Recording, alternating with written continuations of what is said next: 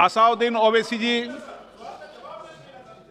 Speaker sir, आपका बेहद शुक्रिया कि कल शाम में आपने फ़ोन करके मेरी खैरियत और मुझसे दरियाफ़्त किया कि क्या हुआ, और आपने मुझे बताया कि आपने फ़ौरन पुलिस के आला अहदेदारों से बातचीत भी की।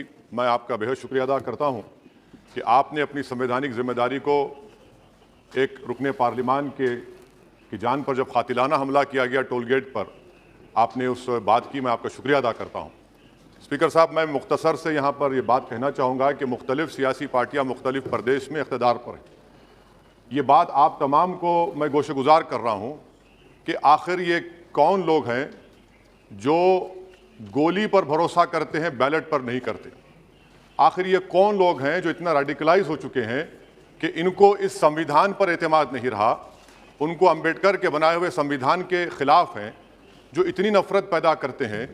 आखिर ये कौन लोग हैं? मैं इसको सियासी गुफ्तगू नहीं करूंगा, ये सबके लिए छोड़ रहा हूं, क्योंकि जहां तक मुझे मालूम कि मैं 2 मरतबा का विधायक हूं, 4 मरतबा का सांसद हूं, और अगर इस तरह से अगर राजनीति आगे बढ़ेगी कि टोल गेट पर गाड़ी रुकती है और 4 राउंड गोलियां चलाई जाती हैं, आखिर इन नौजवानों को ये कैसे रेडिकलाइज हुए?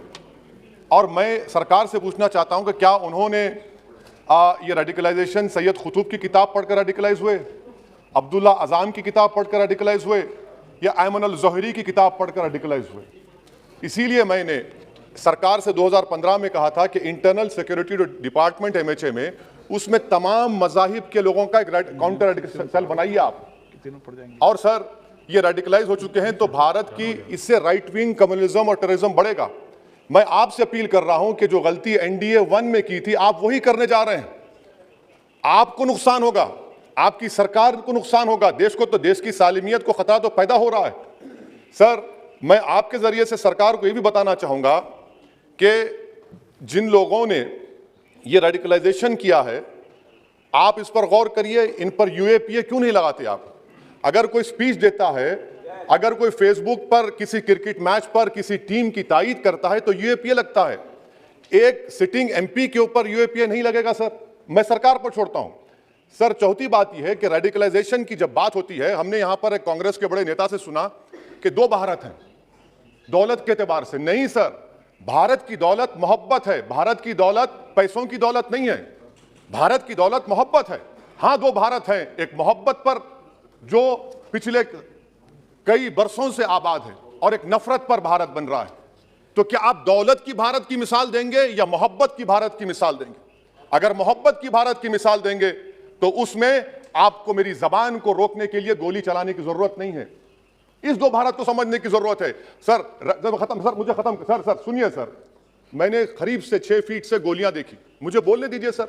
हो सकता है कि कल दिन ना देखूं मैं। अगर मैं यहां पर नहीं बोलूंगा तो कहां बोलूंगा सर? आप मुझे प्लीज बोलने दीजिए। सर, मैं आपसे गुजारिश यह करना चाहूंगा कि आप हरिद्वार में, रायपुर में और इलाहाबाद प्रयागराज में मेरे बारे में क्या कहा गया, आपके नाईबी की रिपोर्ट है ना, आप क्यों छुपा रहे उसको? देखिए, मैं मौत से नहीं डरने वाला हूं, हम सबको जाना है इस दुनिया से, बल्कि मैंने कह दिया कि मैं इस वतन में पैदा हुआ, मेरी मां की कोख से तो जमीन पर लिटाया गया। जब मेरी आंख बंद हो जाएगी तो इंशाल्लाह औरंगाबाद की जमीन मुझे दफनाया जाएगा।